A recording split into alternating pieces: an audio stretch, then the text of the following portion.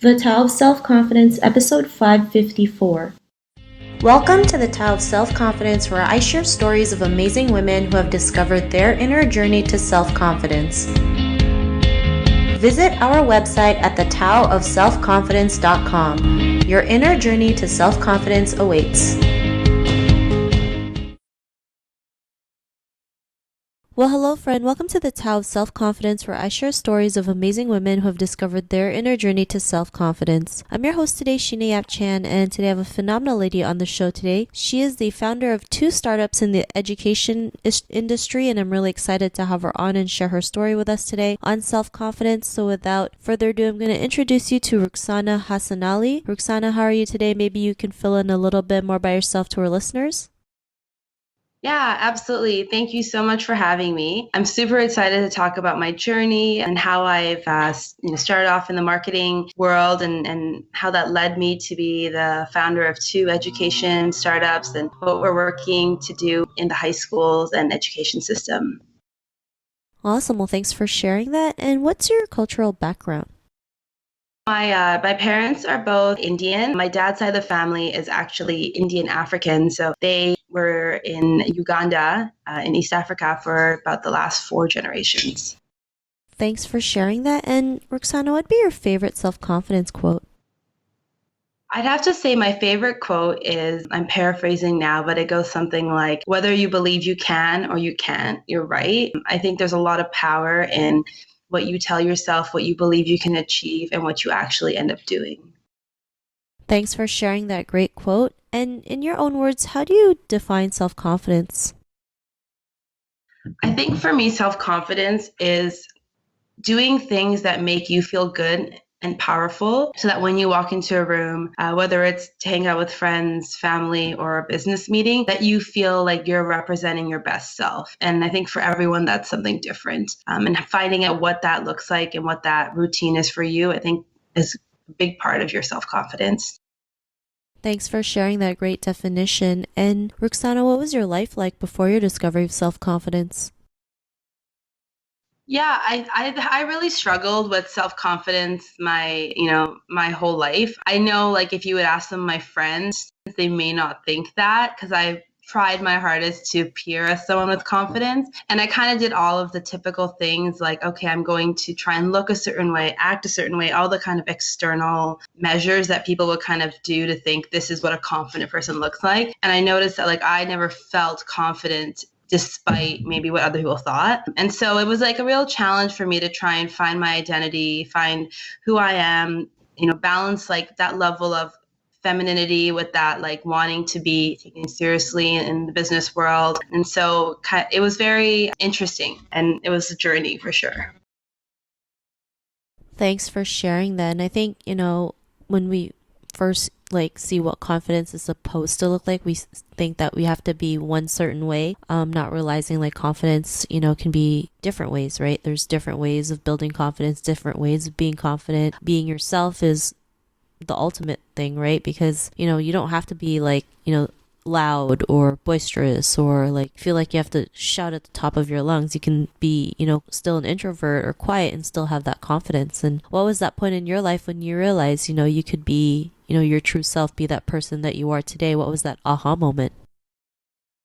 I'm like half proud and half like a little bit embarrassed to admit this, but it was probably only a few years ago. It was when I started working at this media company, Press Reader, and I felt confident enough to share my ideas that I thought were kind of far-fetched or something that maybe like people wouldn't take seriously. And I got really good feedback, and it really gave me the confidence to keep on, pursuing, these ideas and doing the work that I believed really supported them, and then sharing them with our executive team. Of course, they're not all wins, and that's the best part of having this confidence in yourself, is knowing that not everything you do is going to be 100% and everyone's going to love it, but that you do the due diligence, that you believe to look into an idea and present it. And, that's really, I think, the hardest part. So for me, it probably been a few years ago when I really seriously started working in the marketing and branding industry and feeling confident that I can share my ideas and getting that feedback and realizing that there is something unique about my perspective and everyone's perspective. And it's just a matter of sharing that confidently and having people see your vision so that they can get on board.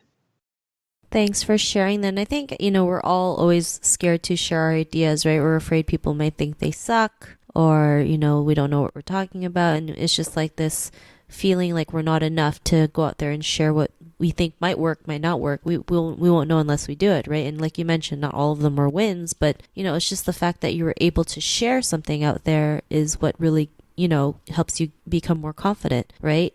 Doesn't matter what the result is the fact that you took action on it is what matters the most. And because of that, what's your life been like now?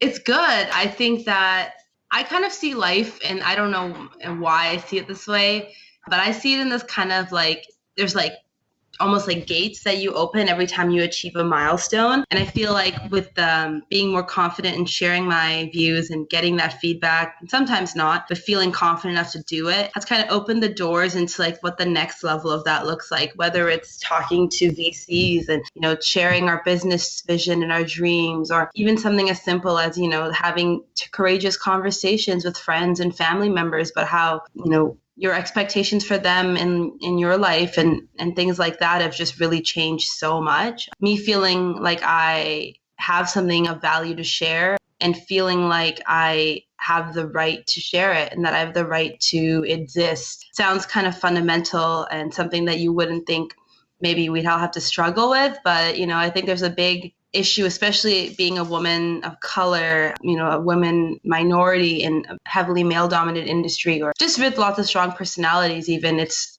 something that kind of, if you don't constantly work at reinforcing yourself and feeling good about yourself, that it's easy to fall kind of down and not feel as confident and not feel as good.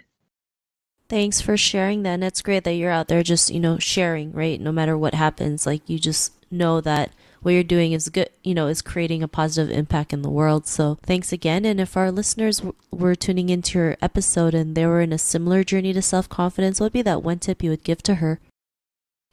I would say take time out for yourself, whether it's 15 minutes a day, 5 minutes a day, an hour a day, whatever you can spare, and take that time to focus on you. And even if in the beginning it's just bubble baths or couch surfing and just thinking about yourself and what you need, giving yourself that space to realize your potential and your self-care is really important. I think a lot of women are very focused on helping others that we forget to take care of ourselves. So I'd say give yourself that time to grow, and you will. Thanks for sharing that great tip. And I do believe self-care is really essential for us. Like it just really, we just need that me time. So like you mentioned, it's a great tip. Even if it's as little as 15 minutes, it's better than nothing. So thanks again. And if our listeners wanted to get to know a little bit more about you and what you do, or check out your startups, is there any links or social media profiles we can connect with?